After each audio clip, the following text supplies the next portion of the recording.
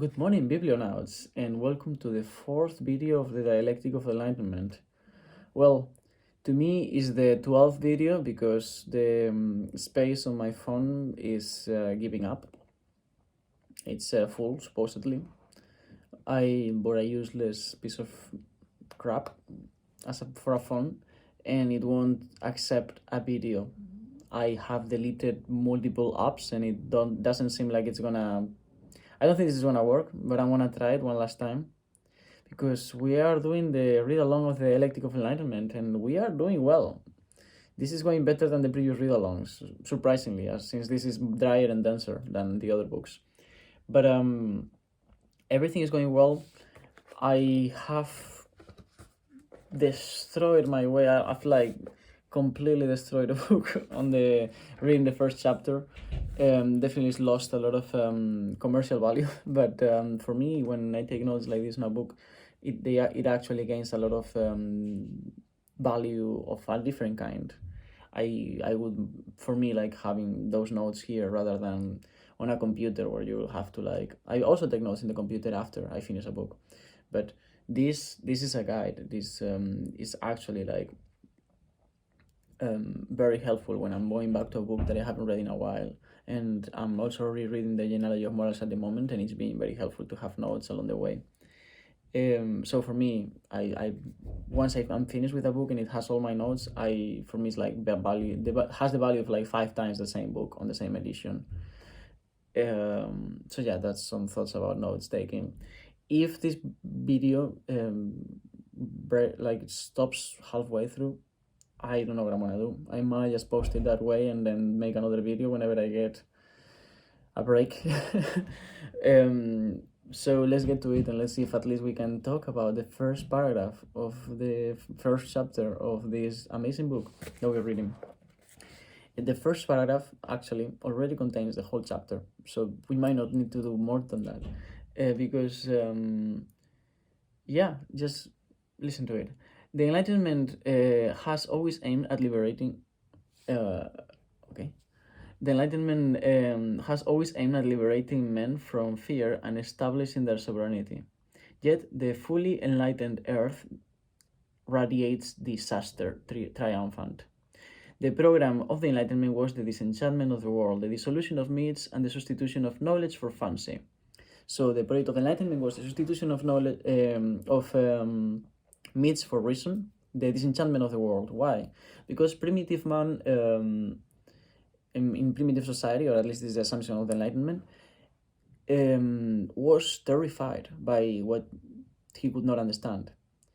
The world posed many things that were beyond our understanding and our control, which meant potential dangers. The way that primitive man dealt with this is by mimicking with nature, by doing rituals, by creating myths.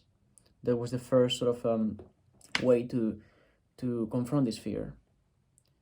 The project of Enlightenment is not very different from this, because what the Enlightenment is trying to do through reason is to continue to confront that fear through a different methodology, rather than the creation of myths that sort of connect man with nature and humans with nature, and therefore allow us to feel like we are not exposed in sort of an alien environment in which anything can happen to us.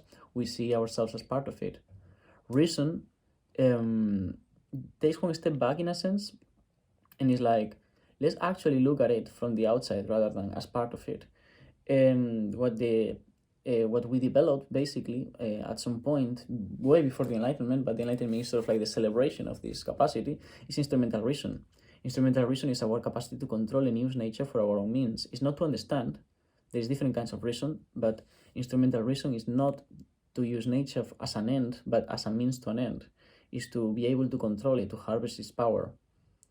Now, as we build our societies, as we started the Enlightened project, what happened is that we erected our societies and move our society forward through the means of instrumental reason.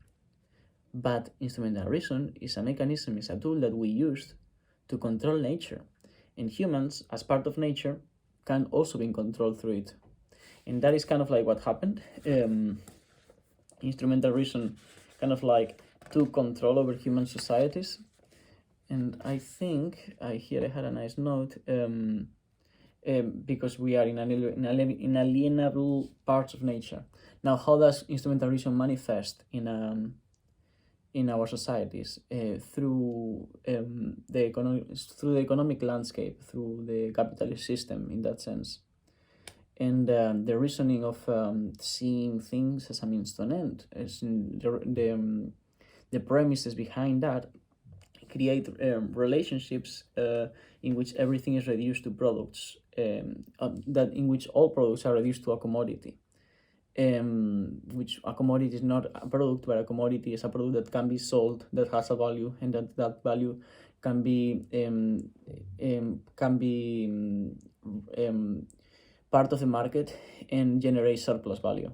Surplus value is basically the value that you add to something above its real value in order to extract benefit.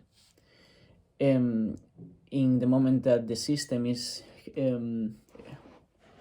structured along those lines, everything is sort of like subject to the extraction of surplus value, which is to say that we become consumers and to each other, and everything else are commodities.